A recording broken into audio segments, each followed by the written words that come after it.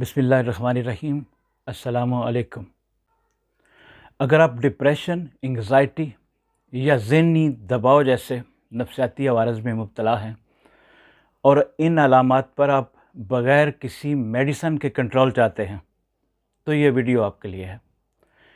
میں doctor Tariq Shahzad, university of London میں دماغ کے افعال اور دماغ کی ساخت پر بہت زیادہ تحقیق کی جا رہی ہے۔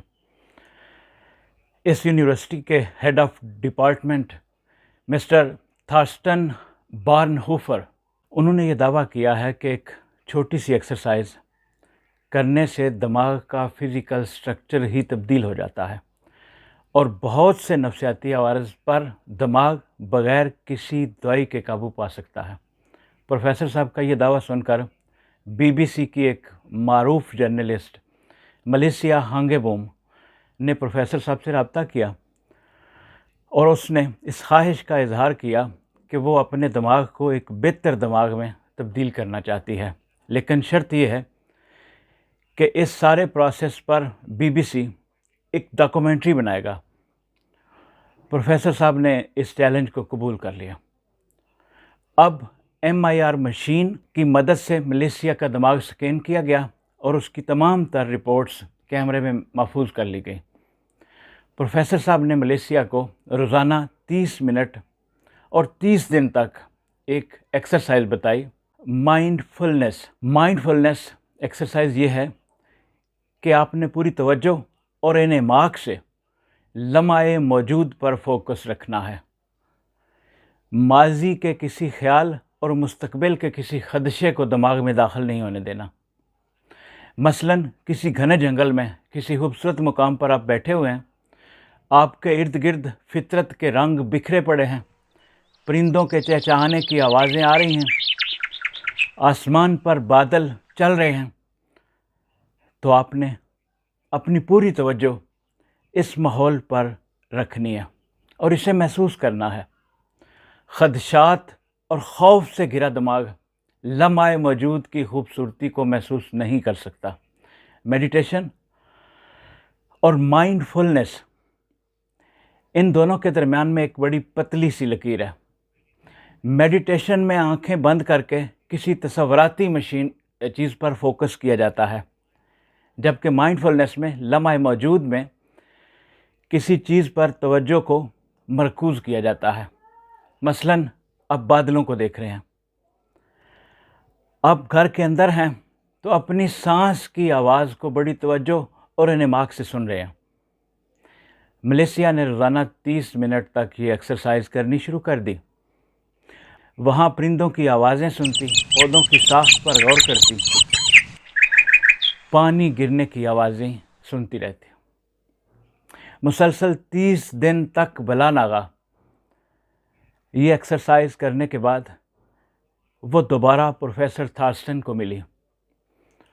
اسی طرح بی بی سی کے کیمروں کے سامنے دوبارہ ایم آئی آر سکین کیا گیا۔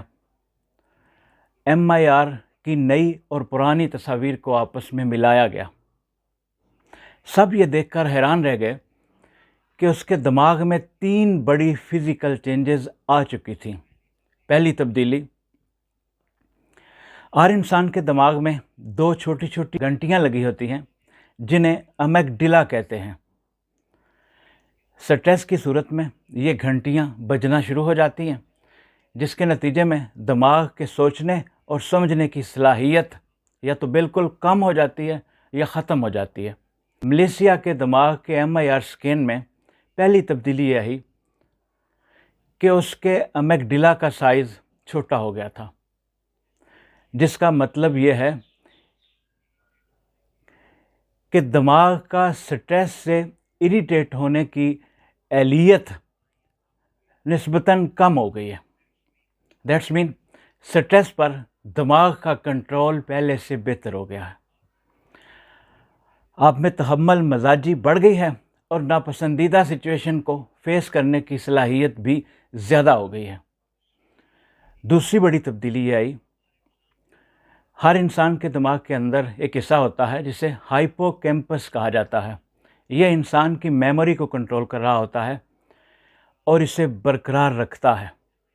MIR کی رپورٹس کے مطابق ملیشیا کے دماغ کا یہ حصہ سائز میں نسبتاً بڑا ہو چکا تھا۔ اب اس میں لانگ ٹرم اور شارٹ ٹرم میموری کی کیپیسٹی زیادہ ہو چکی تھی۔ تیسری تبدیلی پوسٹیریئر سنگولیٹ کارٹیکس میں آئی۔ یہ برین کا ایک ڈیفالٹ موڈ نیٹ ورک کا ایک حصہ ہے۔ امیجنیشن یا مختلف خیالات اس حصہ میں آتے ہیں۔ اوور تھنکنگ کی سچویشن میں اس حصہ میں خیالات اور وسوسوں کی بھرمار ہوتی ہے۔ MIR رپورٹس کے مطابق ملیشیا کے دماغ کا یہ حصہ سائز میں نسبتاً بڑا ہو گیا تھا۔ اس کا مطلب یہ ہے کہ مختلف وسوسوں اور بے ہنگم خیالات پر کنٹرول پہلے سے بہتر ہو گیا تھا۔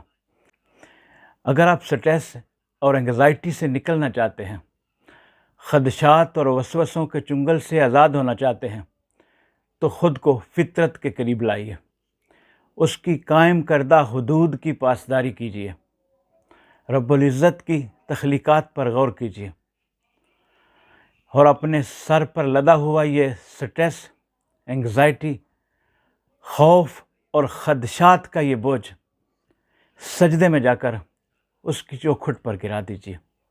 یقین جانیے، خلوص، ارتکاز اور محبت سے کیے جانے والے اس سجدے کے بعد سر اٹھاتے ہی آپ کے سر کا بوجھ اتر چکا ہوگا۔